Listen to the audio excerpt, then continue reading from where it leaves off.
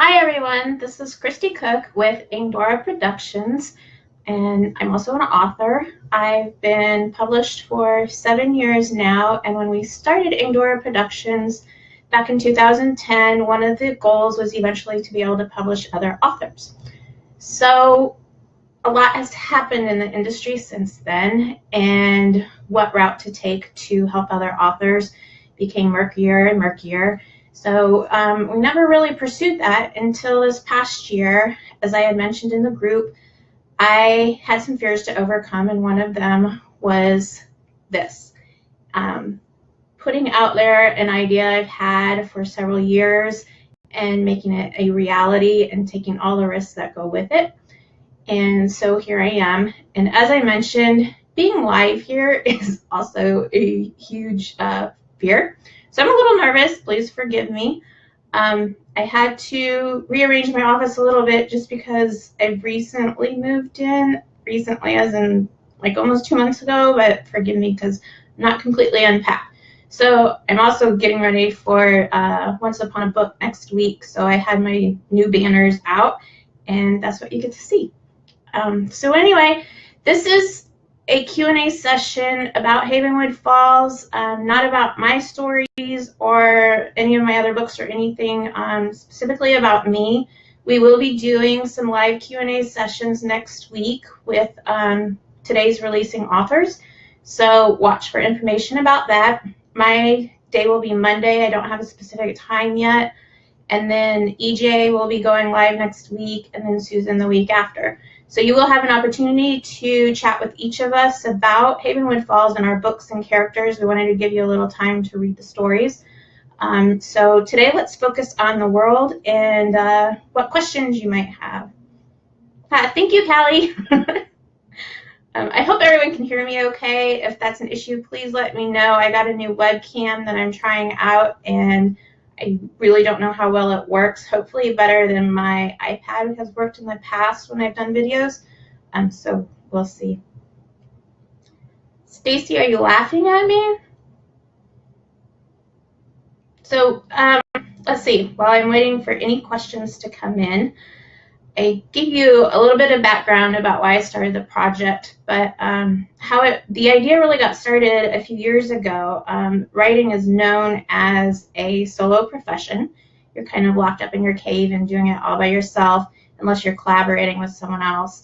And then every once in a while we get to come out of our cave and realize there's a whole world out there of people. And then you get us together and we're kind of obnoxious because we don't get to interact very much with other people. So anyway, I don't believe writing has to be a solitary profession. I believe that collaboration can produce some really interesting synergistic results. And so that was one reason why I came up with this idea that became Havenwood Falls. But basically, I just wanted a place to play with my author friends.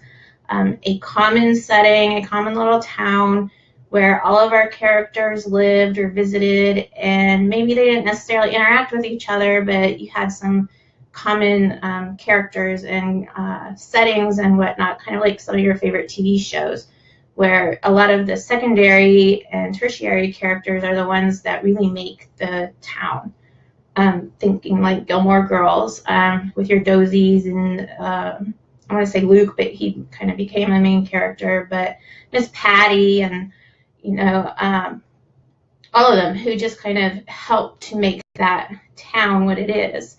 And so I thought it would be fun to do this, and I had heard that, you know, there were a lot of issues with copyright, who owns the copyright, what happens if a publisher only wants one book but not the others, or Hollywood, you know, what happens there. And so I just kind of put it off because it was too big for me to take on. But like I said, I wanted to overcome that fear, and I found an intellectual property attorney who helped me nail down a contract that protected everyone as much as possible but gave us enough freedom to do what we could. And here we are. So it's blossomed into this just amazing, wonderful thing. Everybody involved is so excited about it, which just makes me feel like I'm on the right track. That it makes me glad that I decided to do this. All of the authors, you guys, if you could be a fly on the wall in our little group.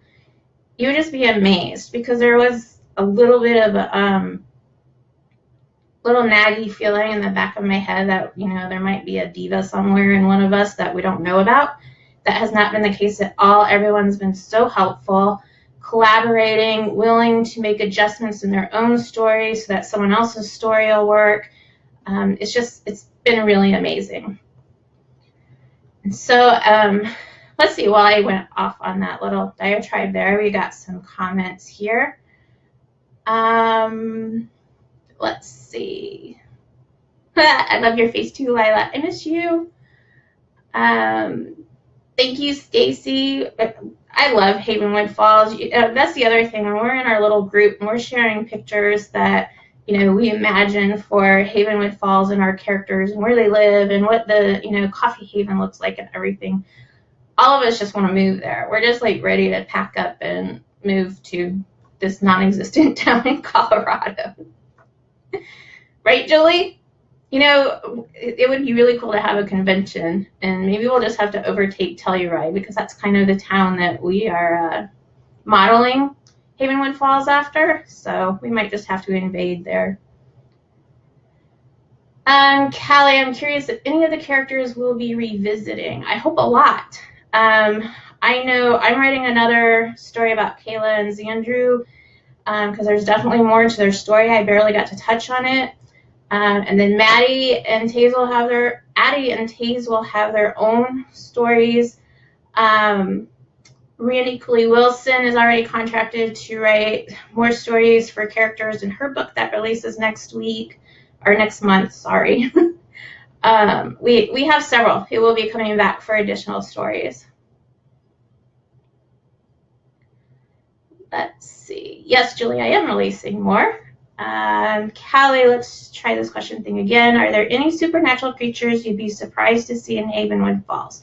I think the hardest one would be zombies, because that would just ruin our town. In fact, I kind of had this idea that once Havenwood Falls came to its sad ending, maybe that'll be the final book is zombies. Hi, Sarah. Hi, Allison. Hi, Randy. Thank you, Chris. I hope you enjoy it. Julia and Stacy. Anytime, girls. Okay, so that kind of takes us into what we can expect from Havenwood Falls. As you all know, today we're launching the whole program with our main new adult and adult series. In October, we have our young adult Havenwood Falls High series launching, and that'll be another 3-book launch, and then every month there will be a new release there. So right now, after October, we'll have 2 books releasing every month in the Havenwood Falls world. So we're going to be giving you lots to read. Hi, Rick. Yeah, see, I said hi. Now you can't leave me in Detroit. Hi, Cameo. So glad to see you here. Next year in 2018, I do have plans for 2 more series, an erotica line maybe, and definitely a historical line, because we all want to know what happened back in the 1800s and maybe even before that set up this little town. So that'll be called The Legends of Havenwood Falls, and those will be releasing next year or launching next year. Randy, is the inn really haunted? You bet it is. You'll have to read the story to find out how. Stacy, of course there's going to be more hot men. Who are you talking to? Autumn, will there be crossovers where multiple authors create one story? I am actually co-writing a story that releases in October. It is not anything to do with Michaela and Addie or any of them. I'm co-authoring it with a debut author, TV Han, and it's very different than anything I've written. So more details will be coming next week about that, but that's our October adult release. And then we've had some talk about co-authoring. one thing we have to be careful about crossing over plots is our contract does allow us to take our main characters outside of Havenwood Falls, or we can bring main characters we already have in another series to Havenwood Falls. We just can't take anything else. So when you start getting into crossing over plot lines and everything, then we get really murky in where the copyright ownership is and who can do what with what. So I don't know, Autumn, if we'll have multiple stories actually writing one story, unless it's like a normal co-authoring agreement, which might happen. Let's see. Hi, Tish. It's good to see you. Can't wait to see you soon.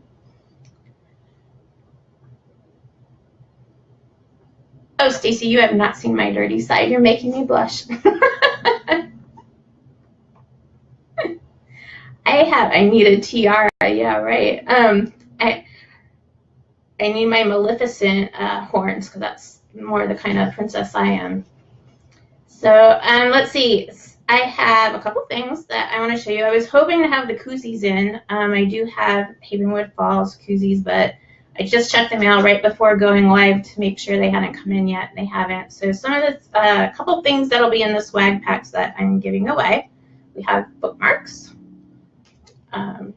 designed by, of course, the lovely Regina Wamba. I have gel bracelet. I have koozies coming, and I have some vampire blood, and there will be some other things that'll be going into swag packs. Definitely working on putting together some merchandise for Havenwood Falls, t-shirts and sweatshirts, and would love to know what you guys would like. I think a Coffee Haven coffee cup needs to be in my collection. I don't know about you.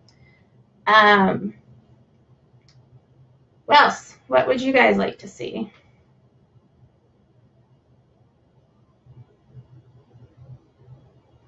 Hoodies, yes, definitely, Stacy. Tattoos, yes. It would be really cool. It wouldn't be possible, but it would be really cool to be able to have custom tattoos. But I don't know how you can do those temporary. But definitely everyone needs to have their tattoos for Havenwood Falls. Let's see. Will Havenwood Falls be available in paperback? There will eventually be print. I can't say anything more than that right now, but it's definitely in the works, coming. Just stay tuned for more news about that. And it'll be next week, so not too long. Michelle Miller, yes, Havenwood Falls High Dragon hoodies. Purple pig plates. Okay, y'all. Those of you who watch the Gilmore Girls or any other Vampire Diaries, Mystic Falls, all these little towns that have their little festivals. So we've come up with some really fun little festivals because what's a small town without them, right? And it started as a joke, but just watch for purple pigs and plate painting. And I can't even say it, Randy. But just you'll learn more about that in September in Randy Cooley Wilson's book, Covetousness, which is also hard to say. She just likes to twist our tongues up. Sticker for your car window, yes. Oh, I was also thinking decals. I don't even know what they're called, the vinyl decals that you put on your laptops. I thought those would be fun. But, you know, with all the different logos and styles for the different businesses as well, I think that'll be a lot of fun. Randy, she's all about tongues. That's interesting. Thank you. Okay, guys, it is almost time to wrap this up because we have more authors lined up all day long. So please stick around, have fun. I hope I was able to answer some of your questions.